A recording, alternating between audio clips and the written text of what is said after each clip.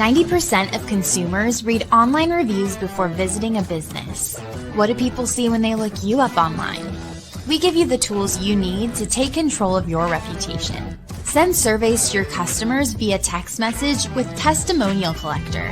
Get 5-star reviews on all the major platforms like Google, Yelp, and more.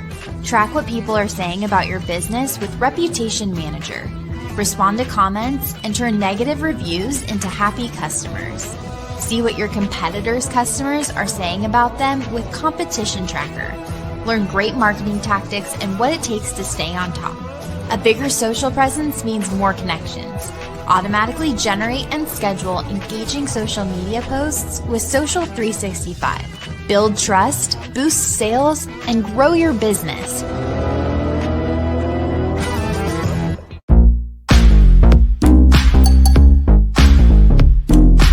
Entrepreneur Life Show. Work toward being significant. Entrepreneur Life Show.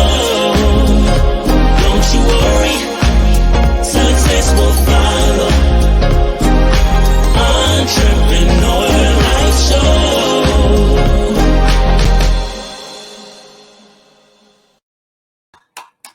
Hello, everybody. It is Thursday, and welcome back to the show. And for everybody who has been downloading on the podcast, you're the best. I mean, it's so great when I get downloads. I mean, that just means you really like the guests I have on the show. So I just always want to thank the publicists and PR agents that I use that give me the best guests. And that means you guys keep coming back and downloading and watching.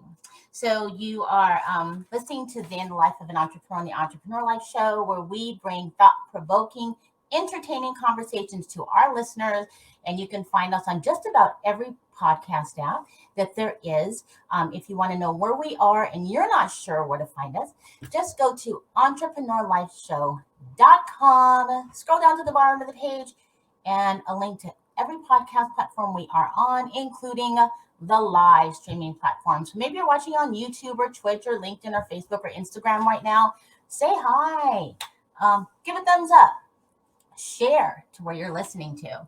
And I always want to get the housekeeping out of the way and say thank you to Marketing Out the Box, Sean Maddox, who has been a great support of the show since day one. So if you want more customers now, check out Marketing Out the Box, Sean Maddox. I want more customers now.com. And then we are also now streaming on Spinwax Radio.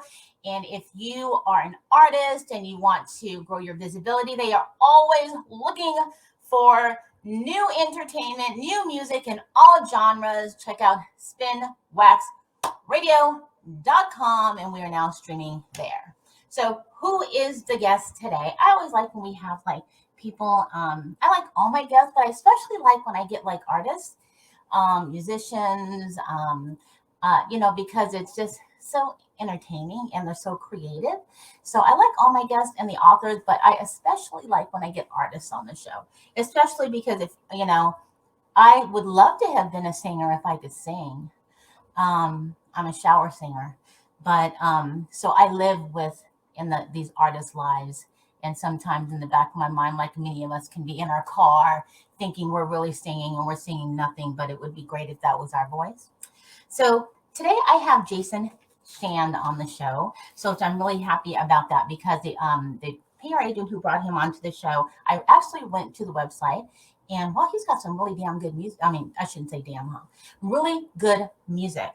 Jason Shand, he's a musical artist. He also writes and produces all of his own music, which is great. His lyrics, he has a huge collection out there. So if you haven't heard of him right now, you're gonna hear of him if you haven't, and you're gonna have to go to his website because I'm really loving some of his music. Give me some, actually kind of like some more spat, some Linux kind of feeling. But I'm gonna bring him on the show, Jason Shand, so you guys can meet him and I can get into the question and he can share everything about him. And then we can learn at the same time. And then maybe he might, I don't know, maybe he might give us a little something, entertain us. We'll see. I'm going to ask him. Let me bring Jason onto the show. Hello. Welcome. Hi. How you doing? I am doing wonderful, and I'm so thankful that you accepted the invitation to the show. How I appreciate that. Thank you for having me.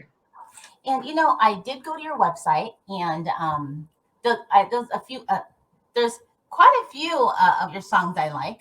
I did watch some on your YouTube. I did see one of your videos, and I really love the album cover. So I wanted to, because it's very creative. I know I'll get to that. But I wanted to ask, I know that from what I read, originally you were in a rock band. Yes. And I want to ask, how did you know of when you knew that you wanted to pursue music? Because being able to write the lyrics, produce, You know what? as well as sing and entertain is a lot. Okay, so like yourself, I was a shower singer. And I always had, you know what? Even as a child, I would always entertain my mom's guests who would come by and I would sing for them. But I never had the courage to pursue it. You know what? My mom played the piano in the house, but I was never surrounded by musicians or artists. Like my mother was, she was a United Nations diplomat, you know, and my stepfather, he was an engineer for the United Nations. So I wasn't surrounded by any of that. So yeah, the singing to the guests kind of ended a long time ago when I was smaller. And then, I went to, but I never, I always had this urging to want to be a singer, but I didn't know how to, and I just didn't. There's nobody to push me. So sadly, I didn't do anything with with music. I was too shy. I was a little introverted, as a kid. And so I went to college, I graduated from college, Syracuse. And it's only after I graduated, I decided, you know what? I want to give this a try. I'm serious. I never sang a note. I was never in a choir. I was never in it. So I auditioned I looked up. I found an audition, and I went out and auditioned for this band, and I practiced and practiced. And then when I did my first audition, it was horrible. My voice was breaking, and you know what? I didn't know how to sing because I was singing from here. You got to sing from your diaphragm. I didn't know any of this stuff, And then, I left that audition, but I wasn't crushed. I was actually encouraged because I got the can I say the word balls? Yeah. I got the kahunas to go out and actually try, because if you don't try, you won't succeed. You have to try. You have to fail. That's what I learned from that, And then I started to be a little more vocal about my desire to be a singer. Right. And I started to tell some friends. And then I was living in Boston, and I was in a pizza store, and my best friend, not me, my best friend ripped a number down saying new lead singer needed for this band that headlines all over Boston. Anyway, I auditioned with this band. For this band with like 150 other candidates, and they chose me after like a back and forth with me and another person, with a condition that I get voice lessons. They wouldn't take me unless I got voice, but they saw something. They saw something, raw talent, I guess. Right. So this is a case of putting yourself out there, but because you know what, you have to get lucky too in this business. I agree. There's an element of luck involved, but you've got to make your luck. So I got voice, and here's luck. So my voice teacher was expecting a Jason, but I wasn't the Jason he thought I was. But he decided to take me, and he at the time was Steven Tyler from Aerosmith. Yeah, what? Steven Tyler's voice coach. Wow. So this is a luck. Again, completely luck. Two, the biggest luck of all were these musicians that I was in a band with. They went to Berkeley, Oberlin. They were like big time musicians, and the songwriter of the band was the guitarist. He was a singer, but his voice wasn't great, and they wanted a real singer. So, but his songwriting was top notch. So here I am out of college, and I am cramming how to be a frontman, how to sing, and my first shows were headline shows. We were headline bands at these venues in Boston. So I'm like totally like in a new world. It's what I wanted, but and they had a manager, and then I went through organized. It was organized, and then the manager one day said, "Jason, you're just a poser. I don't think you should be with these guys." And then the show I did that night when he criticized me was the best show I ever did. He wanted to light a fire under me because this is the real deal that I was doing. And he came to me afterward and he said, "I will never criticize you again." But you know what? I was cramming, and unknown to myself at the time, I was sponging up how to compose music, how to write lyrics, and I was in the band for around 5 years. And and then you're in this band, and then you start to assert yourself. The singer in me, you're getting more confident, you're playing shows, and then you all of a sudden start to think, you know what? I want to hear this supporting my voice, or that supporting my voice, or strings, or I was in a rock band, and but it was a little heavy, and so I started to assert myself, and then I left. It just got to a point where I just wasn't happy in the band. But I only wrote at that point. I only wrote one song. But I was not happy, and we decided to part ways. So I left the band. Oh yeah, we got signed to a label in Britain, and then that fell apart. And it's after that I decided, okay, I think I want to leave. I don't know what I was thinking, because I only have one song under my belt, and so I left the band. And then I'm like, what am I gonna do? I just left the only band I've ever been in. This one of two bands I ever auditioned for. Right. What am I going to do? I had a migraine the day I left, and then my old bass player gave me his acoustic guitar. I didn't know how to play it. I wasn't an instrumentalist. I wouldn't even call myself that now, but we'll get to that. But that week I left the band, Right. after this migraine, like 8 to 10 songs came flooding out of me.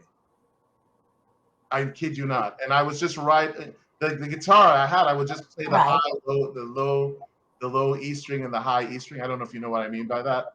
But anyway, I only knew how to play like it was a bass guitar, as opposed to Okay. Yeah. Strumming the chords. I didn't know how to strum chords at the time. But I would play it like a bass guitar, and I would hear the chords, and this is all coming to play of being in this band for 5 years and just soaking it all up. And then all of a sudden I'm writing songs, and after that week I'm like, I think I'm going to be okay. And then I found someone to produce a first CD, and you know what? I had to go search for people, and I recorded my first CD with this. His name is Luigi Gonzalez. He went on to be a Grammy-nominated Latin producer. Anyway, so Luigi and we produced this. He produced this 6-song EP, and then I'm like, I'm going back to New York, and I'm going to get my record deal with this CD. Yes, and it was well produced and all that. But then I got to New York and I listened to it again. I'm like, you know what? I don't think I'm ready yet. I need more. I need to do more. The instrumentation was like, he played the bass on keyboards and the drums on keyboards. He was brilliant. Like he made but it was electronic, and I wanted more of a organic, warm kind of sound, like real band. And So it took me a long time, to find that sound, but I was writing songs, and I learned to play guitar a bit. You'll never see me play guitar for now on stage. I have my band. Yeah. It took me a long time to acquire the right to be surrounded by the right musicians, the right who gets your who intuitively know what you want. But I think that's the long-winded question of how I got to where I am. I mean, I found the right people to surround myself with. I mean, And so I write all my songs. obviously was great that you found the band because it was a pivoting time to actually lead you to understand more. That was kind of your starting point to recognize what your talents were, but also where you need to perfect your skills. Yes. So I got lucky. I got very lucky in terms of the bands that I was in, but in Boston. But I had to still make my way in. I came to New York. I'm originally from New York City, and something was telling me to come back to New York City. I don't know why to this day. Why I left a whole social life behind. I left my music life behind, and I came here. I remember with this album EP to shop, and then I wasn't happy with it, and I was already in New York, and I had to start all from scratch, and it was really, really. And New York is a tough place. Oh, You I'm know, from back east. if you don't know, it's a tough place. And I was bartending at the time, and I remember taking the subway. I lived in Midtown East, and I would go to the Upper West Side, and I was taking the subway, and I was first back in New York, and I thought, my God, these people, I'm watching everybody on the subway and their faces, and they all looked beaten, like just across the board. I'm like, I don't know if I can do this. So what I did was I bought rollerblades and I practiced like at 3 a.m. going down this hill that was near me, and just practicing to stop. And then anyway, it changed my whole outlook, because I would skate to work. I would skate from the Midtown East to the Upper West Side, and it just changed everything, my whole outlook, because you're free, you're skating, and it really changed my life, and it made me hungry to find these people to work with, and anyway. So what? Would you say that your music, as far as genres, where it lies? Because I heard a little bit of like, okay, you have pop rock. To me, kind of like a mixture of like jazz instrumental, reminded me a little bit of, like I said, like I like Annie Lennox. It's not rock, but it's like mellow. What do you say your music falls into? Because what I was listening to, it's you cover a lot of categories. I kind of Several genres. To me, it isn't really rock. It's not pop, but it is. Okay, it's pop music. And I'm in the pop music umbrella. I would say. I would say it's adult alternative. Yeah. I was trying to get something. Yeah, even Adult that. Yeah. alternative. But it depends what song you catch me on, because there's songs that are more like in the Peter Gabriel kind of mold, right? Yeah. But then you could catch me in a very folk, softer thing. But it's all vocal driven, though. At the end of the day, it's vocal. I'm a singer. I remember I was in this rock band, and I want my music, my voice to be surrounded by, to be, prepped up by X, Y, and Z. Now I'm doing it. I produce my own material, and I do what I want, and but is it singer-songwriter? I would think I'm singer-songwriter too. But that, when you say singer-songwriter, that implies just like folk and soft all the time. But even when the music's a little harder, when it's not look, it's not hard, but the vocal is the feature. The vocal is is the that's the center, right? Pop music.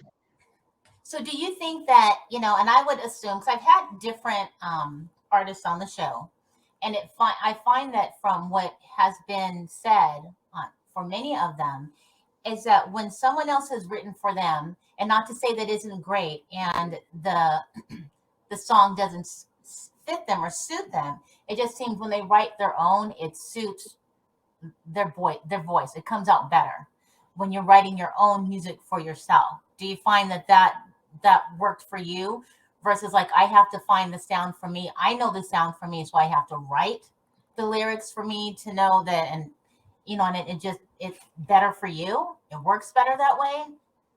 Your question is it better for me to write my own as opposed to sing somebody else's? Yeah. Yes. Of course, yeah. Because it's all coming from my life experiences. I only write about personal. My personal life, with relationships. I only write about relationships, not necessarily romantic. Yes, I dive into those, but I dive into. My friends are always afraid that I'm going to write a song. If you look at my current album, there's a song called Peter and Shirley. There's a song called Ellen. There's a song called Oh Fábio. Fábio is my husband. So I write about people and I use their names. And not the Fabio, right? Not Fabio, the guy with the long blonde hair. No. I'm like, wow. Okay. But I write about, like the title track, The Petty Narcissist, is about someone I know. I won't divulge, but it's heavy stuff, and I write everything on that album is personal, because that's all I know how to write about. Like slice of life. I love, how do I say this? I love chick movies because I love like feeling the. You know what? This Is Us. This Is Us. That show. Yeah, Do you watch that? I know you're talking about. Mm-hmm. I love that show because it moves me. I cry a lot during that show because it reminds me of different aspects of my life, and that's what I write about. The or Say You Love Me, the second track on the song I guess I was in love with him a long time ago. This person giving me mixed signals like, do you want to be with me or not? Why are you acting? Why are you doing this if you say you don't? So I write about everything. So I was gonna kind of move that direction as to the inspiration for some of your songs. So I know you have is it Zeeva? Because of Zeeva, and you have I think it's like 17, 18 tracks on that. Yeah, 18. And so but now that you're saying that, a lot of it when I was listening to, and let me back up. I wanted to ask, where did you even get the title, The Petty Narcissist? I'm looking at some of your albums because the titles they're so creative. It's not like the norm. You have Because of Zeeva, The Petty Narcissist, In the Bank. I know The Petty Narcissist.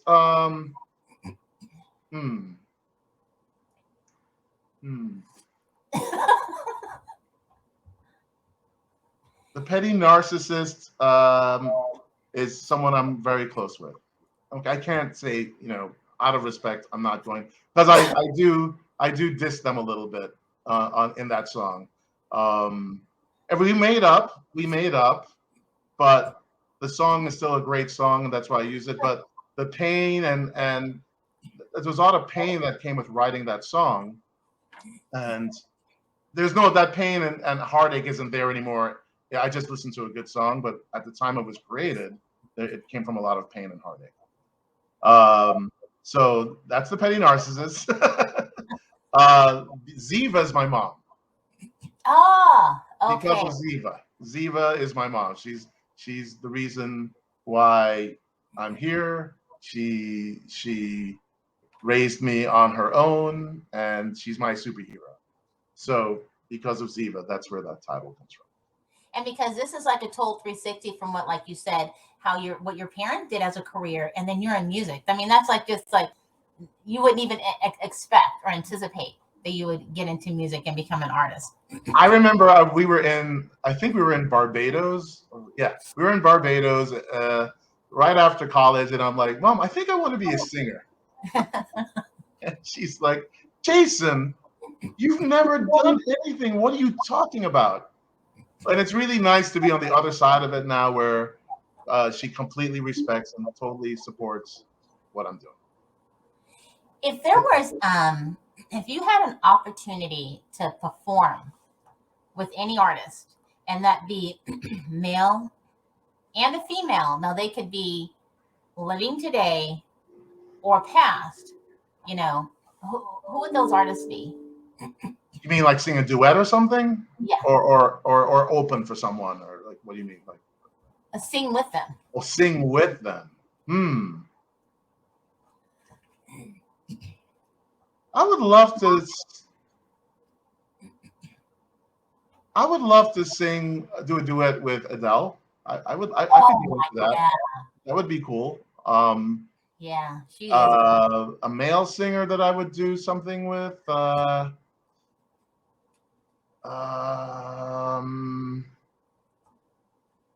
Sting or you probably have never heard of this band. They're actually my favorite band right now. They're a British band called Elbow, and the lead singer his name is Guy Garvey. I would love to do a duet with him. Although we kind of have a similar voice, so I don't know if that works. But yeah. So those two. Oh, I might have said a while back Bono from U2, and I still love yeah. U2. They made me want to be a singer. Mm-hmm.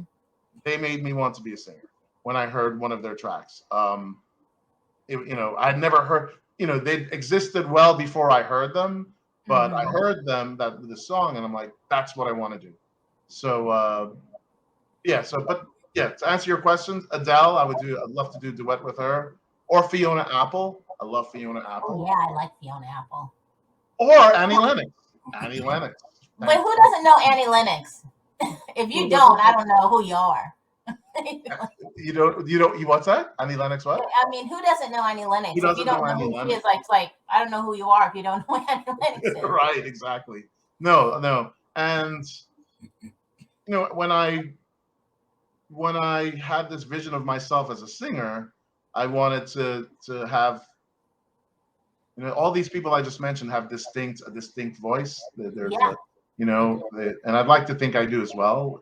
I deliver a song and it's me singing it. There's so many artists today that sound so very, very much alike. And it's and I'm not saying that that's a bad thing, but when you listen to someone on the radio, and if you're able to identify them right away, that says something, said, oh, that sounds like, is that? Because so many sound just alike. And as far as like some of the artists you were mentioning, they are just extremely like kind of set their own path. Just like Lady Gaga, there's not going to be another Lady Gaga, even the sound. Just like there's not going to be another sound like Madonna. You know what I'm saying? There's just certain people just not going to happen. Right. And if you mimic it. I know this probably is going to be like, and you don't have to. It would be great to hear your voice, but I understand if you're not prepared and you don't want to. That's okay. I've had like. Here's a lesson I learned. Never ever do anything unless you've rehearsed. Because if you don't rehearse, and that's the thing. Here's the thing as well. I'm not an instrumentalist. I do compose on guitar. But I have a band. I have a fantastic band, and I'll hand it over to them to. But anyway, I you know what? I'm not prepared. I wish if I known, I would have maybe prepared a little something. I'm going to politely decline. That would have been lovely. So I want to ask this. So there was a time that when and if you wanted your music heard, just to get out there, and I'm in my 50s. So I remember people at the beach, and they had their CDs, and you're trying to get into A&R, and it was who just to get somebody just to play that one little bit at a time slot when people were listening, just to be heard. And so now, because of with social media, it seems to be a lot easier to get out there and to be heard. Would you say that because of that, right now, a lot of people are just putting anything out there because they can, because of social media. Right. But then, and also, then a lot of people are using other people's music with social media, and then these artists aren't getting paid. Do you think that the way music is explored today and so easy to get out, it's more beneficial, or it lacks real artists? Because anybody can put anything out there. You know what I mean? For the artists who are really trying to put good music out there, because on social media, people just putting all kind of stuff. It's a double-edged sword, like yes, everybody can and anybody can just put whatever out there. It's easy.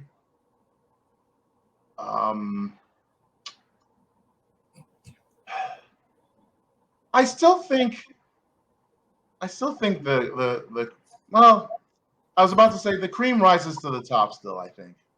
I think. It's hard, this digital era, it's so hard. There's so much noise, Yeah. So, I mean, the route I've taken is I actually have a radio promoter. I have a radio promoter, and I'd never had until I have a #1 song that's on the indie charts. Never experienced that before, and I'm just saying this is my route. It's not the route. It's just the route. Right. It is who you know. It is who you know still. So you still have to be talented. Yeah, anybody could put whatever out there, but if it, usually it's a flavor of the month, or a flavor of the week, and it's gone. No, I get what you're saying. Is there substance? A lot of times, sometimes there is substance actually, but a lot of times no. So I'm peddling substance. I will say that unabashedly. So yeah, I have a radio promoter, and thankfully people have responded to the title track, the Petty Narcissist, and to Money in the Bank, which is not a song about having money in the bank. It's about love. And the first single was, I think, was I Know.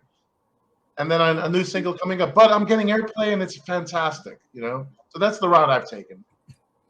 There's other routes, I'm sure. I know it seems like that the more people are going in the path of like indie music, and a lot more streamed. And so do you think that is always going to, like, that's going to be and remain the new thing as far as in direction of indie, because it's so much more creative?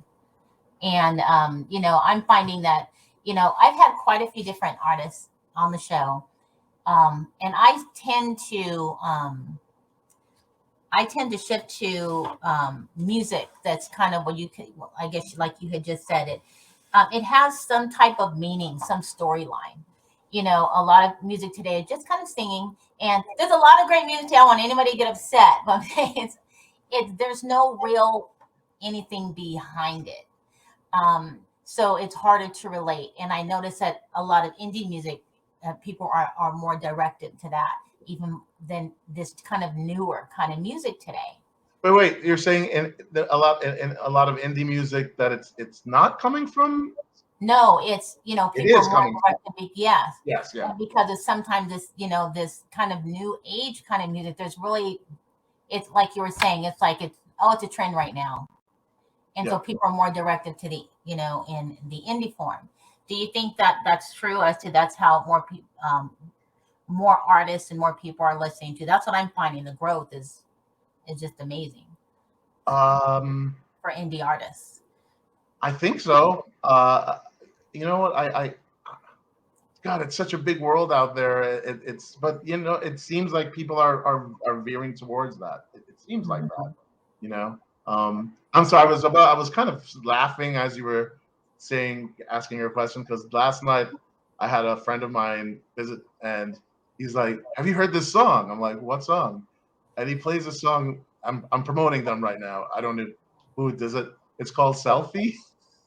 Have you heard that song? I know what you're talking about. I do. And I'm just like, Yeah, I can't believe this is. I mean, I do know what you're talking about. you do know what I'm talking about, right? Yes, And I I'm do. like, this world is crazy that's you Yeah. know. I mean, it's clever, but that's incredible. Look, I, I'm a demonstrator of what you just said about, you know, what happens. Sometimes I play an album and then a playlist automatically plays after the album after I've stopped paying attention, and I've discovered this music, this indie music, and I'm like, wow, this is really good. This is really good. This is really good. And yes, it's coming from the heart. So I agree with you on that observation. Is that the way things are going? I guess. I don't know. It's so big, this world. I don't know. I'm just trying. So, do you think that you will? So, for I know that you said that on your, you have different albums on your website, and for people who are unfamiliar, it'll be on our website. You can go to jasonshan.com, and you can actually download your music on iTunes, and you have a lot of music. Your album cover, whoever did that album cover, it's great. Where it has Which one? like The Petty Narcissists? yes, the Yeah. kind of like I don't know. I feel like and I just had him on the tip of my tongue. Elton Johnish. I don't know why, but Oh, really? Elton John's amazing. the album cover. I have a few Elton John. So the album cover, but that's such a great cover. You And know aside what? from the one with the clock, but that one is such a great cover. With the chess pieces. Yes, yes. So that came about really quickly. I was okay. The name that the album I already decided was going to be called The Petty Narcissist, and I'm like, what can I do for a cover? What's gonna, And I Googled narcissist, and and I put images for what comes up for a narcissist, and one of the themes that kept coming up was a chess piece or chessboard, because the inference is that narcissists, they like to manipulate people like they're their pawns, right? Right. And get their own way, and so that's the idea behind it. I'm like, oh, I like that. So then I looked for a giant chess piece. Where could I find a giant chess piece where I could be where you saw? And in Tarrytown, there's this. I'm going to promote them. The Castle Hotel and Spa in Tarrytown, New York. And so I called them and I went there, and I went there with a good friend of mine, not even a professional photographer. And we're like, okay, let's just do some posts. This is great. Let's just do. Anyway, that picture came, and I said, that's it. When you know. Yeah. And then also, I was trying to decide, should it be black and white or color? I thought I think my music's very colorful. It's, but I also like to think my music has a classic vibe to it, which is black and white. And then one day I'm like, wait a minute, why don't I do half of the picture in black and white and then half in full on color? So that's what you're seeing. The left side is black and white, and then it ramps into complete color. And I think that's a good representation of the album.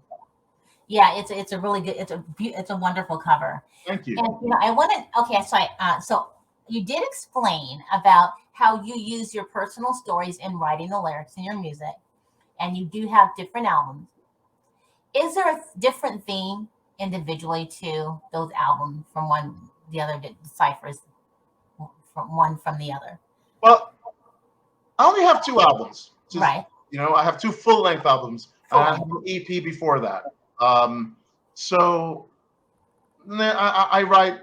Nothing's changed. I write about, I write about different elements of things that have happened in my life, or I observe, and sometimes other people's lives, and sometimes strangers, and I just write about that in its own way. I have a song coming up called, it's not even on the album yet, but it's called Boxer Shorts Bottom and the Italian Mafia. What? What is that? Yes. I'm a little nervous. That's an interesting song, but it's going to come out soon, you know. And but it's about stuff in my real life that happened, you know. And I had a what do you call them? A stalker.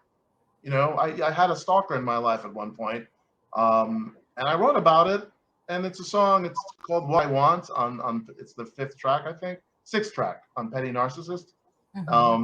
If you listen to the song, just on the surface of it, you would think it's a love song, but it's really twisted, and it's about their fixation on, you know, trying to be with me, and it was horrible actually.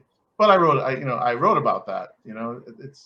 And I try to make it interesting, and the way I deliver it, the way even sonically, you know. So when you wrote about your husband, did you tell him in advance you were going to, or were you always, you know, write this song and, oh, by the way. Oh, okay. So Fabio, we met during the pandemic. I'm talking like the pandemic. Is the pandemic over? What do you think? I don't even really know, to be honest with you. I know I'm in Vegas and it doesn't seem like it, but my wife's, you know, because of my business, I'm still here. We travel back and forth, and she's in Texas, and they're still locked up, kind of. So, okay. So Fabio and I, we met during the pandemic, right? And then it was a whirlwind. And then during the beginnings, he was overwhelmed and broke up with me for what lasted a day. But when he broke up with me, I'm like, what the hell just happened? What's happened here? And then I picked up my guitar, and in 20 minutes, I composed Oh Fábio. And then I sent it to him. I played guitar, yes, and with me singing Oh Fábio, and I sent it to him.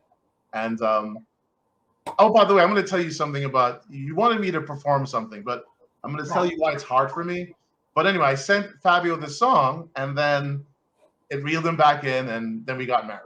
So that's where Oh Fábio came from. So yeah, he heard it when I first wrote it, and you know, in the song, it's like "Move in with me." The lyrics are "Move in with me," are in there.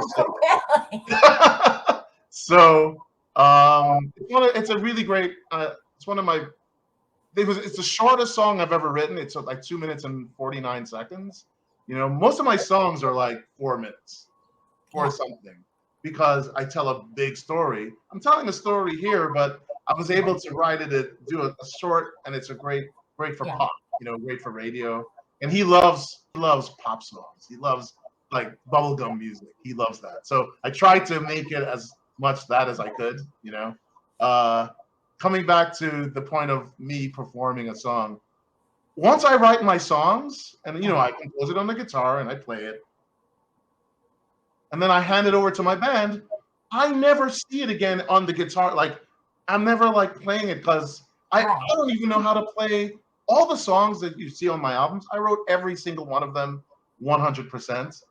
I would have to go practice them again right now to learn to play them, because my band plays them. You see what I'm saying? So the instrumental is built around your song versus, like, I think when you started, they wrote the music and you just. I just showed up and sang with the band. Now it's the complete opposite. But once I compose a tune and I record it with me playing it, then I hand it to my band. I'm like, all right, you guys figure out you build your charts, because I don't know how to write music. Just like the Beatles, they never knew how to write music. Yeah, I heard that. I read that. You know, I don't know how to write music and charts or what. I have no idea. I don't know what measure is what measure. You know, I just know how to put emotions and lyrics to a melody, and that conveys an emotion. That's what I can do, and that's I'm lucky. I'm so happy to be in this music world. To be a songwriter, it's amazing to be a songwriter, you know. And I'm have any intention on performing live anytime soon, or do you still want to, or do you prefer the? Well, I perform live all the time. I'm playing on May 13th at the Bitter End, Saturday night. My last show was February 25th. at the same venue. I played their end in Rockwood Music Hall, but yeah, I'm playing. Oh, I'm going to be playing on the Jimmy Kimmel Show on June 6th. Yeah, Jimmy Kimmel June 6th. Good Morning America is May 30th. I've got CBS coming up, CBS Morning Show.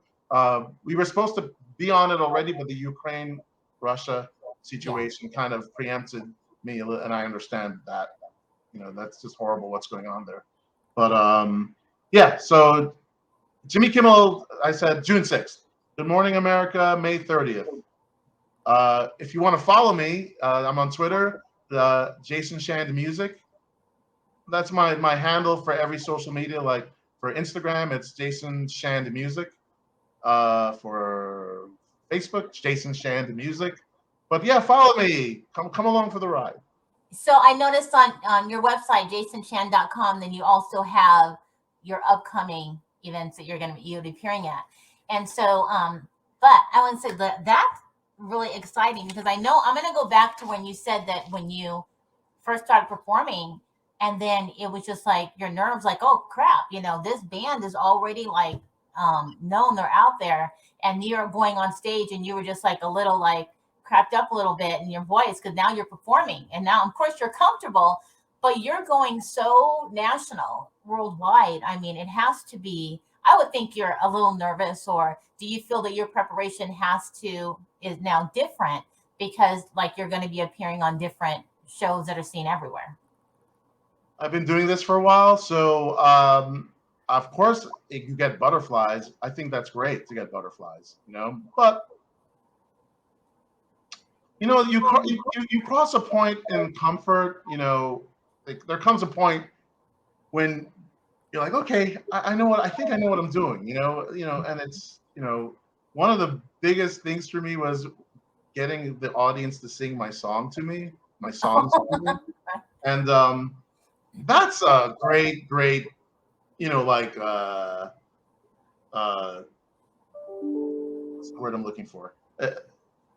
Not barometer. It's a great timestamp, or Yeah. you know what I'm trying to say, where you're like, wow, they're singing my song to me. This is, wow, okay, I'm doing something right. So yeah, you get comfortable. So yeah, the thought of playing Jimmy Kimmel, no, I'm not shaking in my boots. Because you know what? This is what we do. We go on stage and we hone our skills. You have to hone your rapport with the audience, and before I would just be stuck behind the mic, and whatever. Now I wander around, and it's just comfort. It's about comfort, being yourself, and so I'm looking forward to watch me vomit on. I thought he said he was going to be comfortable. Well, will your band be also appearing, or will you be singing and they'll be? Because I know that Jimmy loves his band.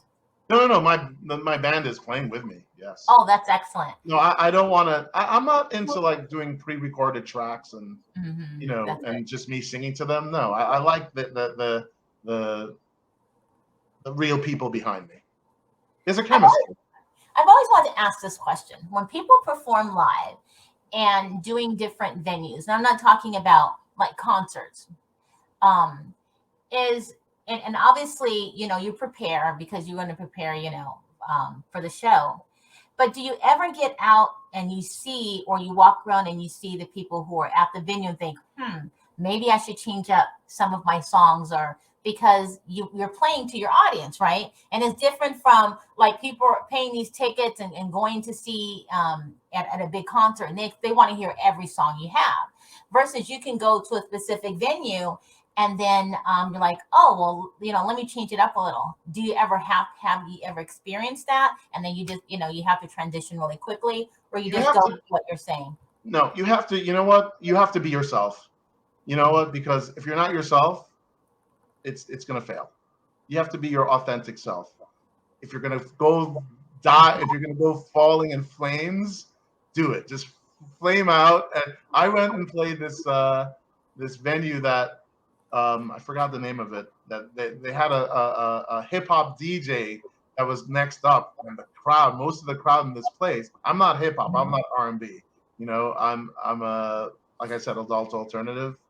You know, I played, but I knew that what was coming up, and I'm like, you know what? That's it. That's it. It is what it is, and I'm just gonna do what I do. And you know what? There was respect. There was respect. I couldn't wait for it to end. You know, but you just have to be yourself. You have to be in this business. You have to be your authentic self because that's the only way to do it. So we changed things up. I couldn't change things up to suit that venue at that time because I don't do hip hop. I don't do, you know, beatbox. That would be terrible. Well, I know we're getting closer to the end of the show, and you're a real joy to have on the show. Oh, And thank you. and for everybody who's listening, I'm sure for you guys who maybe aren't watching live, but if you're listening, definitely I know that you have the date and where you'll be appearing on the website, jasonsham.com. You can also download the music on iTunes. And I would say, I hope the price doesn't go up after you make all these appearances. So you probably want to download it now and get them all. I want to tell them what? Before, you make all these appearances, and then, hopefully the price doesn't go up. So everybody should download it now. Yeah, download it now. It's not, the price won't go up. I promise. But you get, for this album, there are 14 songs. The first album was 18, and that was, you know what? I had so much I wanted to get out. I usually think 10 songs is a limit for an album because a lot of these, especially the R&B artists and hip hop, they have 20 something songs on an album. You know, that's just so much. And to me, but some really suck because they're just trying to get stuff out, and so it's like anything on it. I know that for myself, so I don't like to buy them and that's a lot of music. I'm like, I don't buy it. It's hard for me to buy albums anymore because some people, what I'm finding, my personal opinion, are just trying to fill it. Yeah. And then you're only really getting I don't know, maybe 5, 6 really great songs. So this is what I will say in regards to what you're saying. I don't know if you're setting me up because it's great what you just said, but there are no fillers on my album. When I put this album together, my fantasy has always been, I want to get an album where every song is a single. Every single song I want to be a single or a potential single, you know? Yeah. When I was finished with this album, I think I would like to think I accomplished that with the Petty Narcissist. Mm-hmm. Every single song you'll hear could be a potential single. There's no filler, none. You know, hopefully it keeps your attention. You know, but I'm really proud of this album. It was a lot of hard work. I love good pop music, good pop songs. You know, whether it be rock, R&B, whatever, a good song, a good hook, and substance. I like something that tells a story. Substance, you know. Yeah. So go get the Petty Narcissist, please. Listen to it, and if you want, get Because of Zeeva as well. No, yeah, I actually I was on there because I know that I'm going to download, and there's very few people I purchase music from, and not because of my age. There's some people today that I kind of like. There's certain people that I like, and but I like music that has that, something I can get out of it, some feeling, some connection. I miss the whole KRS-One, Teddy Riley. I miss those days of music. Yeah. And I really think you're one of them. I've had some really good artists on the show. I don't know if you've seen some of them, but I've been very fortunate to have people who bring some substance to music. So I try to keep that. And, but anyway, everybody, so that's my personal thing. You guys don't have to listen to this 50-some-year-old woman. But thank you again for being on the show. I want to make sure everybody remember, if you want to download the music, it's really great. And if you want a little sample, he gives you samples on there. The YouTube video is the bomb. I was going to say something else. I love it. jasonshan.com. You will actually be able to find him on the website. The video will always be here. The interview will be here. But as he said, you can also find his social channel. But you guys get the music on iTunes. Some of it's really, really good. Like, I'm not saying that because you're on the show, because it is. It's really good, really good. So until next time, everybody, next Thursday, thank you again for being a great, wonderful, entertaining guest. Oh, thank you for having me. Thank you. I appreciate it. And see you next time, everybody, next Thursday. Bye. Bye.